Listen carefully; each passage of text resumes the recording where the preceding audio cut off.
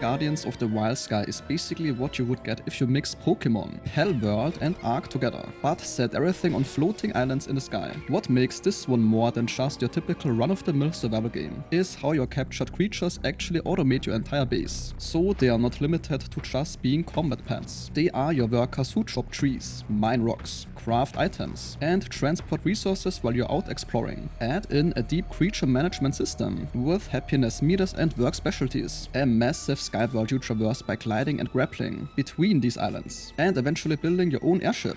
And there is a lot more going on here than the initial surface suggests. So let me walk you through how this all works. You start with basically nothing and need to get resources the usual way. It works the same way we've always done it. Punching trees for wood, pick up stones, that kind of thing. Pretty quick though. You can craft capture crystals which work exactly like Pokeballs. You throw them at creatures and there is a percentage chance to catch them based on how damaged they are. Each creature has different stats and abilities, and they come in elemental types like arcane or regular. Plus there are corrupted versions that tend to guard special items. The whole creature system is pretty deep here. Once you catch a guardian, you can summon it to fight with you, and it gains experience and levels up. Different creatures have different specialties. Some are good at combat, others are better for utility. For example, there's this bird-like creature called a driftwing that lets you glide down from heights. And there's this koala thing that has a tongue grappling hook ability. You need to actually take care of them too. They need stuff like food, beds to sleep in, and you can brush them every 10 minutes or so to keep them happy. If they get unhappy, they work slower or stop working entirely. The base building is actually where things get more involved. You place down this central claim point and then begin building foundations. The cool part is you can assign your captured creatures to work at your base, and they do this autonomously. You just need to make sure they have beds and access to food. It has this whole management aspect where you upgrade your base to allow more creatures to work there, and they do genuinely speed up progression, since you have so much more time exploring. The crafting works through different stations. You've got workbenches for basic tools and weapons, tailoring benches for armor, furnaces for smelting ore into metal bars, that sort of thing. Tools and weapons break after use, which can indeed get annoying, since the early game you're constantly making new pickaxes and hatchets. The game does also have a quality system where crafted items can have different rarities, so you can craft the same piece of armor multiple times to get a better version. Combat so far seems pretty simple, and not my favorite aspect. You can fight with melee weapons or bows, but mostly you are relying on your guardian to do the heavy lifting. They have different abilities you trigger with hotkeys, like magic missiles or spirit bombs or area attacks. Boss creatures and higher level enemies need you to wear them down with your guardian before you can capture them, and capturing stuff for the first time gives you big experience bonuses. This is pretty similar to Palworld.